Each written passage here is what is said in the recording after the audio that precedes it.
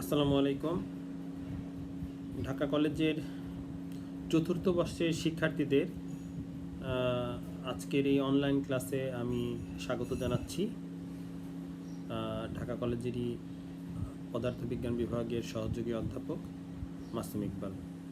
আমরা লাস্ট ক্লাসে scattering theory শুরু করেছিলাম।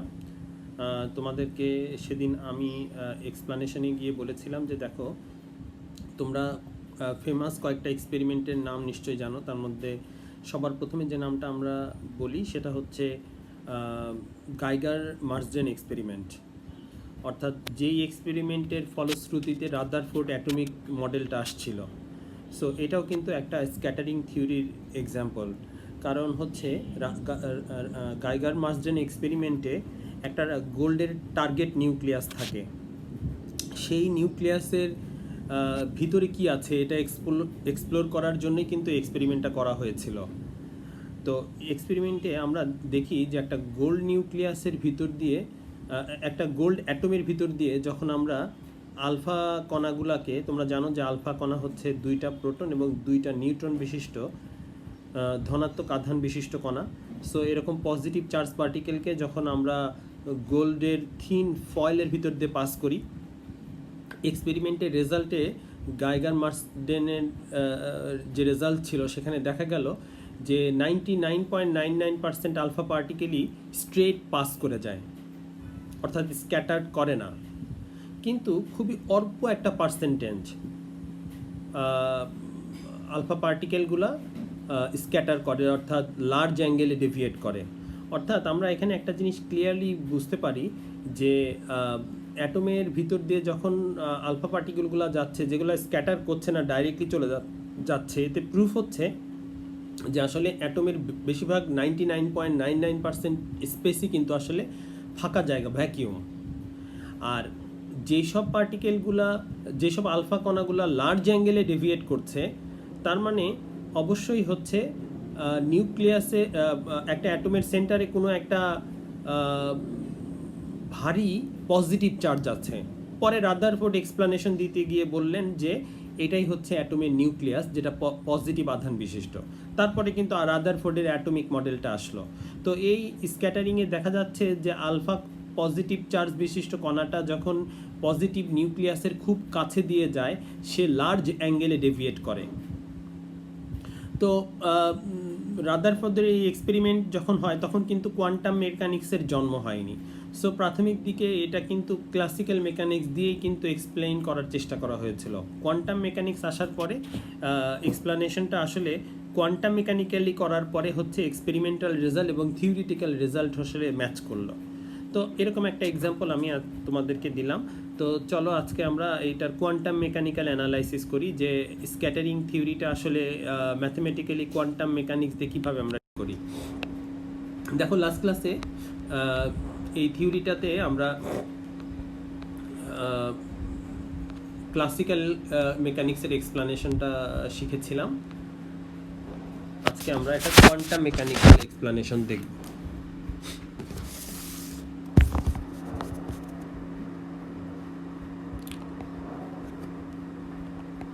Scattering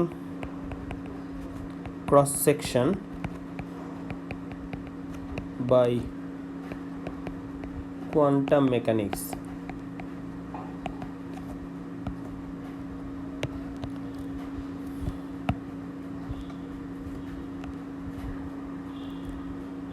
The potential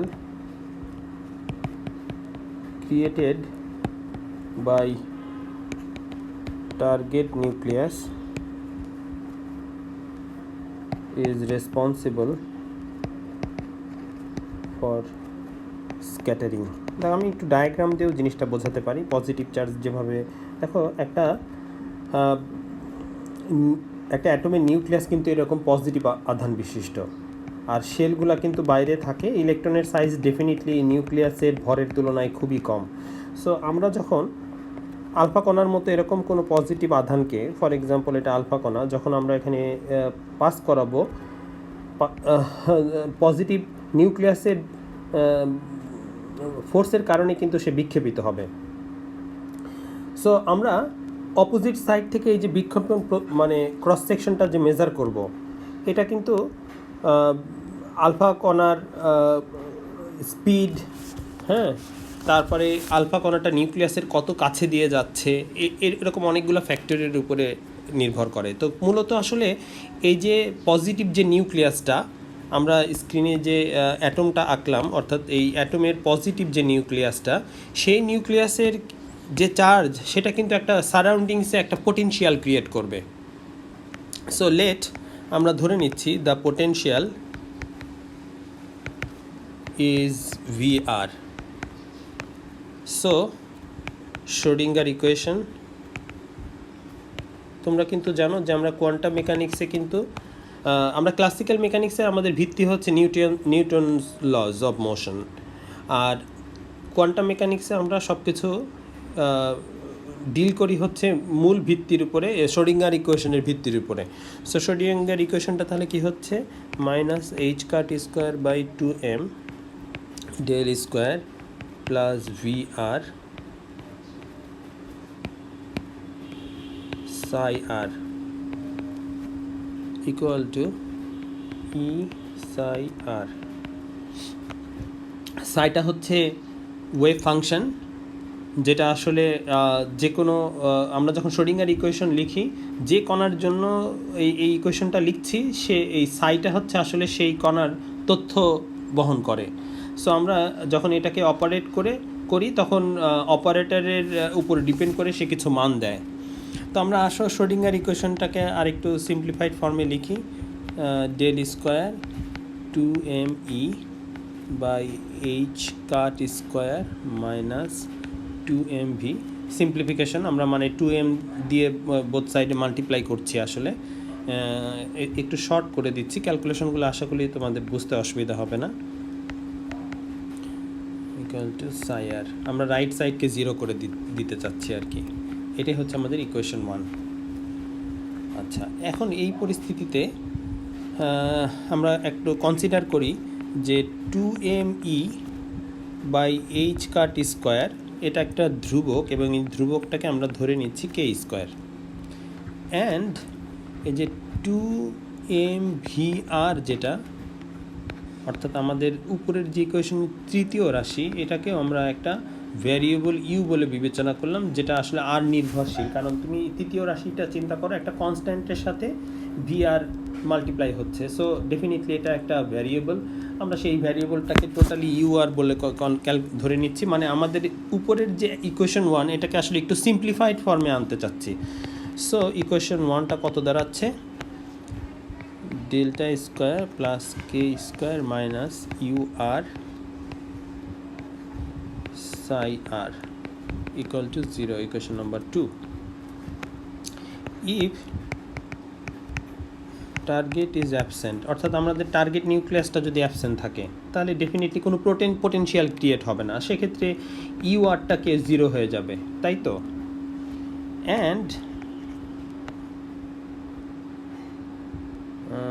for the particle moving in z axis is, দেখো আমরা উপরের চিত্রে ধরে নিচ্ছি যে আমাদের এই যে ইয়েলো কালারের যে টার্গেট নিউক্লিয়াসটা, এটা নাই। এটা যদি না থাকে তাহলে পোটেনশিয়াল 0, অর্থাৎ ভি থাকবে না। তো এই টার্গেট নিউক্লিয়াসটা যদি না থাকে, তাহলে আলফা কণাটা কিন্তু স্ট্রেট রাইট সাইডে যেতে থাকবে। মানে তো রাইট সাইডে জেড অক্ষ যদি বিবেচনা করি, তাহলে এরকম একটি জেড অক্ষে চলমান কণার জন্য ইকুয়েশন 2 থেকে কি লিখতে পারি, ইকুয়েশন 2 এর থেকে আমরা লিখতে পারি delta square del Z square plus k²। কারণ ডেল্টা মানে কিন্তু 3 ডাইমেনশনালি লিখলে কিন্তু এক্স ওয়াই জেড তিনটায় আসবে, কিন্তু যেহেতু এখানে শুধু জেড অক্ষে, এই জন্য আমরা এটাকে শর্ট ফর্মে এভাবে লিখলাম, আর ইউ তো 0ই। সো আমরা এটাকে লিখছি del Z equal to 0, equation number 3। আশা করি এই পর্যন্ত তোমাদের বুঝতে কোনো অসুবিধা হচ্ছে না। ব্যাখ্যায় বলেছি যে আগের যে ইকুয়েশন 2টা ছিল, এটা একটা 3 ডাইমেনশনাল কেস এবং অবশ্যই টার্গেট নিউক্লিয়াস প্রেজেন্ট। আর এখন ইকুয়েশন 3 যেটা লিখলাম, এটা একটা 1 ডাইমেনশনাল কেস এবং এখানে টার্গেট নিউক্লিয়াসটা absent. The solution of the equation তোমরা খুব ভালো করেই জানো, যে এই ধরনের একটা ডিফারেনশিয়াল ইকুয়েশনের সলিউশনটা কিন্তু এক্সপোনেনশিয়াল। তোমরা যারা ডিফারেনশিয়াল ক্যালকুলাস পড়েছ তারা জানো। সো এই ইকুয়েশনের সলিউশন মানে হচ্ছে সাইয়ের মান। সো এটাকে ফ্রি বললাম কারণ ধরে নিচ্ছি যে টার্গেট নিউক্লিয়াস যেহেতু নাই, এই জন্য এটাকে ফ্রি বলা হচ্ছে। EIKZ ডিফারেনশিয়াল ক্যালকুলাস থেকে আমরা খুব কমন একটা ইকুয়েশনস এটা লিখে ফেললাম।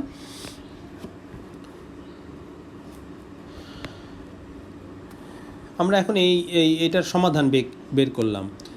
এখন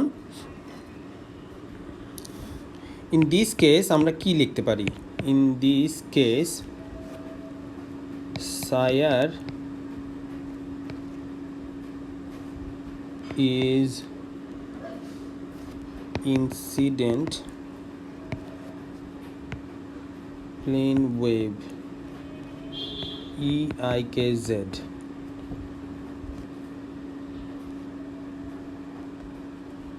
is the summation of incident plane wave EIKZ and scattered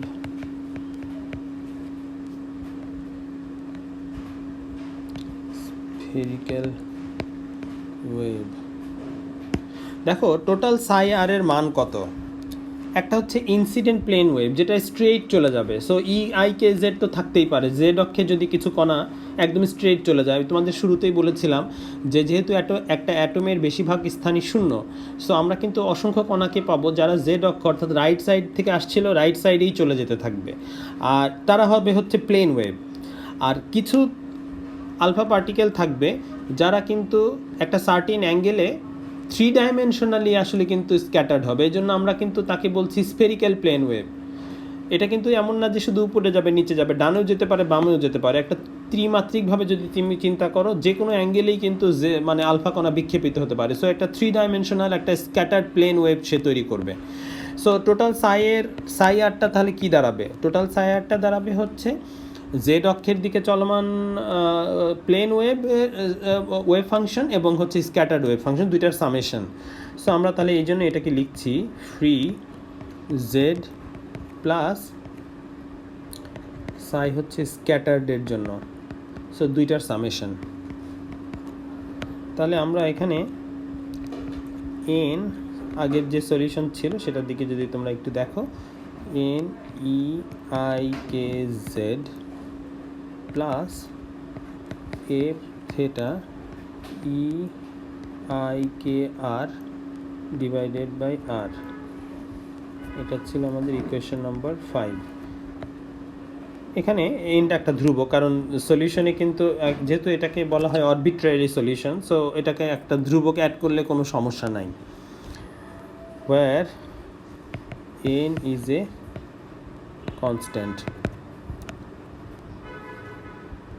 and variable f theta, theta এর উপর দেখো বিক্ষেপণ কোণ theta এর ভ্যারিয়েবল হচ্ছে a function of theta। এইটাকে variable f theta is called scattered amplitude।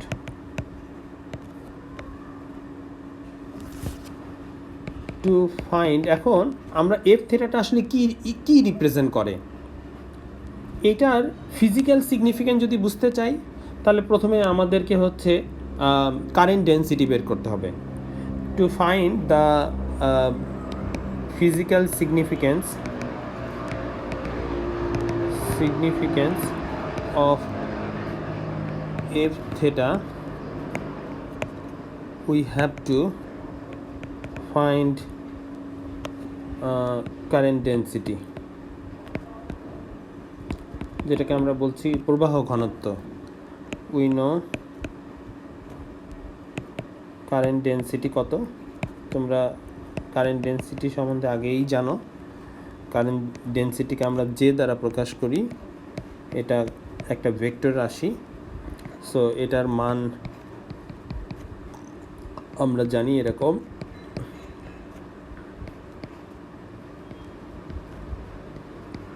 Quantum mechanics এবং ক্লাসিক্যাল ইলেকট্রোডাইনামিক্সে এটা একটা well known formula. Quantum mechanical equation দিয়ে আমরা এটা লিখলাম। এগেইন ইনসিডেন্ট ওয়েভ কত হবে এই ক্ষেত্রে?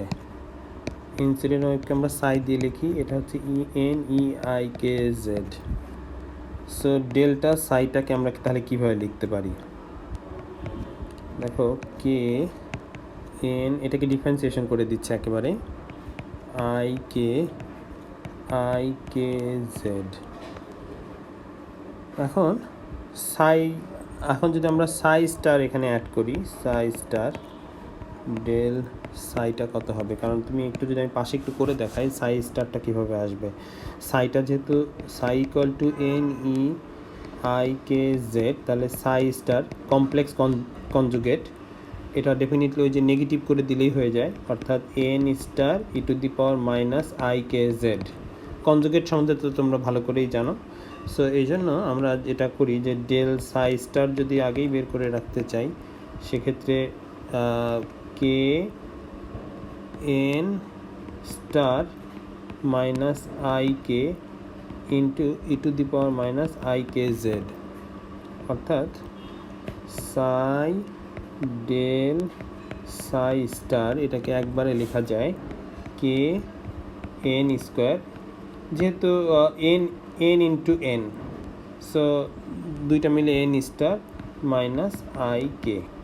ঠিক একই রকমভাবে এটাকেও আমরা লিখতে পারছি KN স্কোয়ার IK, জাস্ট একটা মাইনাসের পার্থক্য থাকছে। সো ইনসিডেন্ট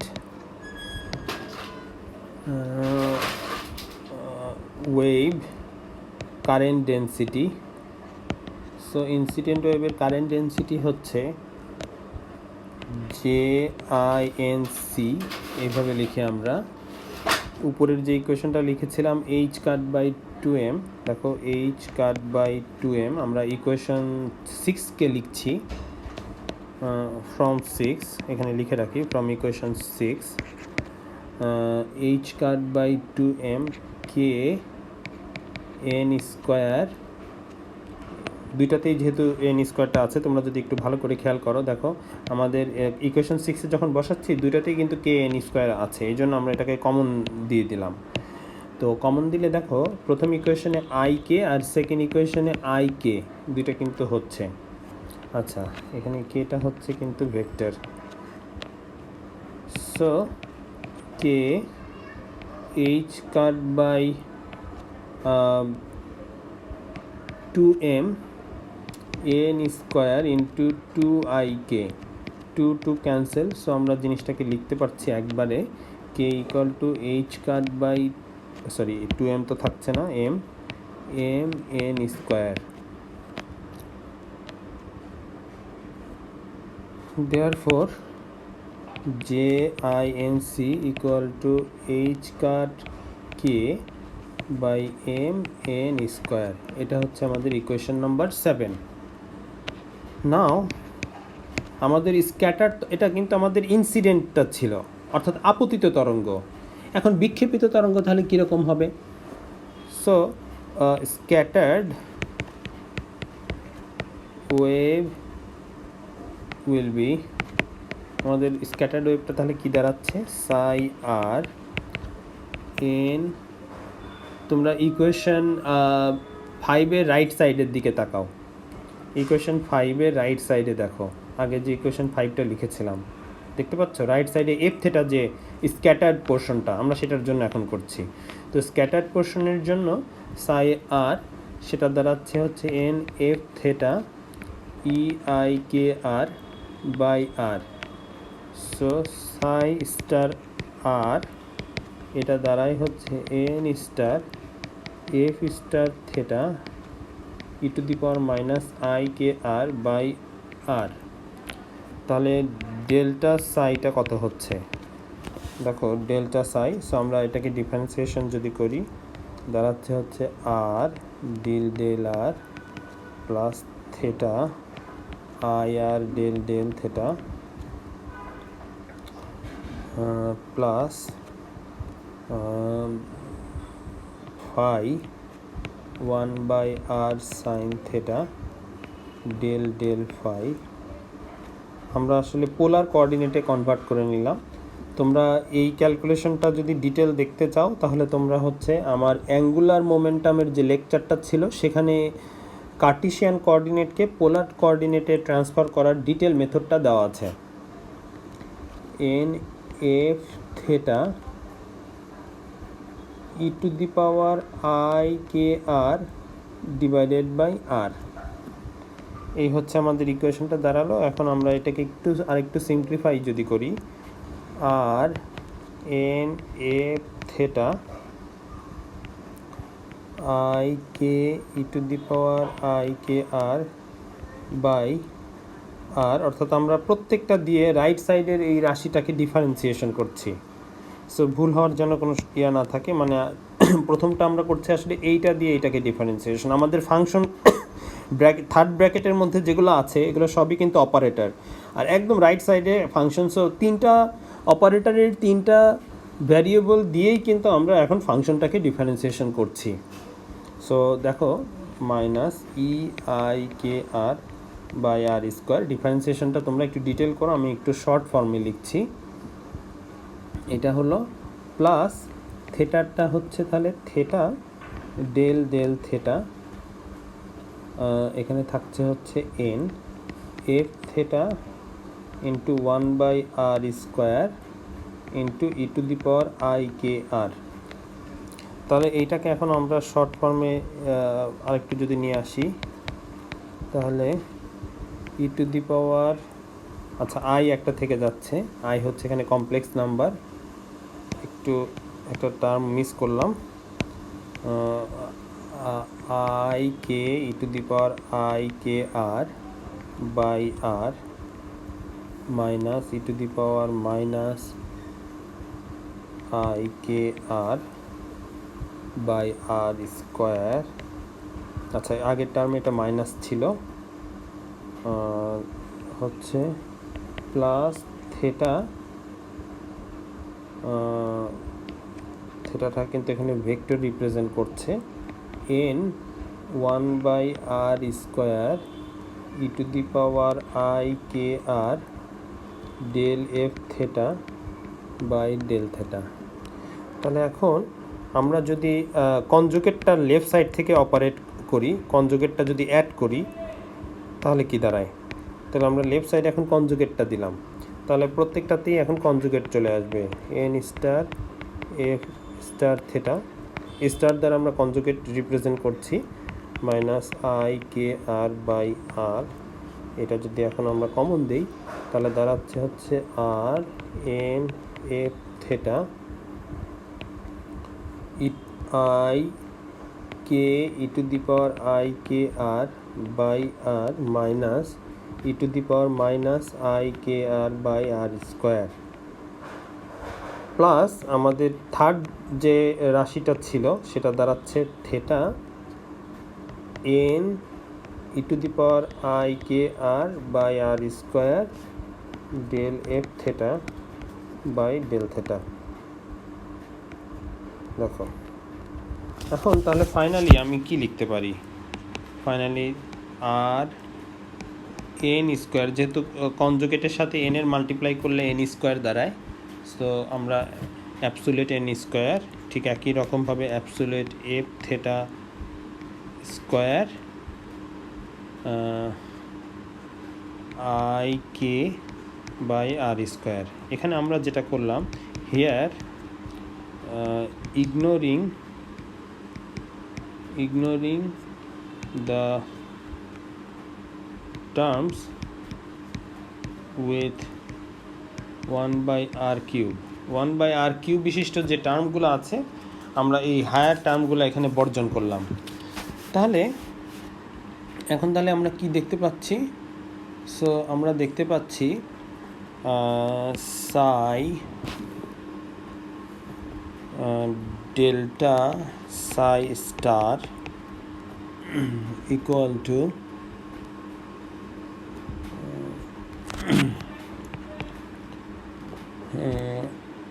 আর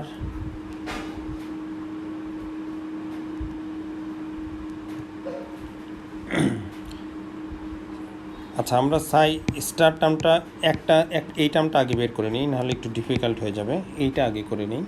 এইটা যদি করি তাহলে দাঁড়াই হচ্ছে R del del R plus theta 1/r del del theta plus phi 1/r sine theta 1/ডেল ফাই, এবং এটার সাথে আমাদের ওই লাস্টের যে টার্মটা অর্থাৎ N star F star theta ঠিক আগের মতোই করছি, জাস্ট কনজুগেট নিয়ে e⁻IKr/r।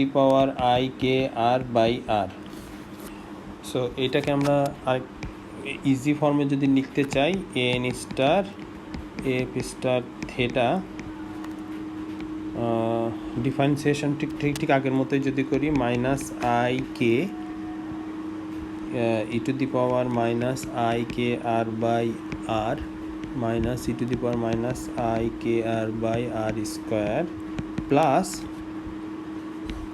theta n star e⁻IKr/r square del f star theta by del theta। ঠিক আছে কি? এখন আমরা ঠিক আগের মতো আগের যে ইকুয়েশনটা বের করলাম, এখন লেফট সাইড থেকে আমরা আবার সাইটা এখানে অ্যাড করছি।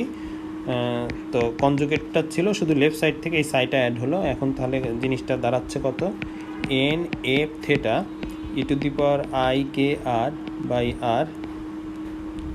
আর N star F star theta bracket দিলে -IK e⁻IKr/r minus e⁻IKr/r square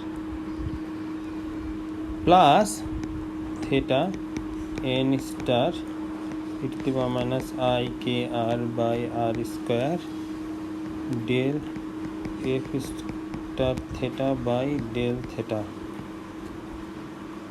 so ঠিক আগের মতোই এখন আমরা হায়ার টার্মগুলো যদি বাদ দিই, R N square F theta square IK/r square, ignoring the 1/r³ terms. আগের মতো এই টার্মগুলো আমরা ইগনোর করলাম। সো স্ক্যাটার্ড কারেন্ট ডেন্সিটি, তাহলে ফাইনালি স্ক্যাটার্ড কারেন্ট ডেন্সিটিটা আমরা ফ্রম ইকুয়েশন 6 থেকে আমরা তাহলে কি লিখতে পারি, যে scattered equal to R H cut by 2m 2n square F theta square IK, তার মানে R N square F theta square H cut K by mr square. তার মানে যে স্ক্যাটার্ডের মান তাহলে দাঁড়াচ্ছে হচ্ছে H cut K by mr square N square F theta square magnitude, মানে যা শুধু আমরা যদি মান কনসিডার করি, যেহেতু আর হচ্ছে ইউনিট ভেক্টর, সো শুধু মানটা যদি আমরা চিন্তা করি তাহলে এইটা। তো আজকের ক্লাস আমি এই পর্যন্তই রাখছি, নেক্সট ক্লাসে আমি এরপর থেকে কন্টিনিউ করব। সবাই ভালো থেকো।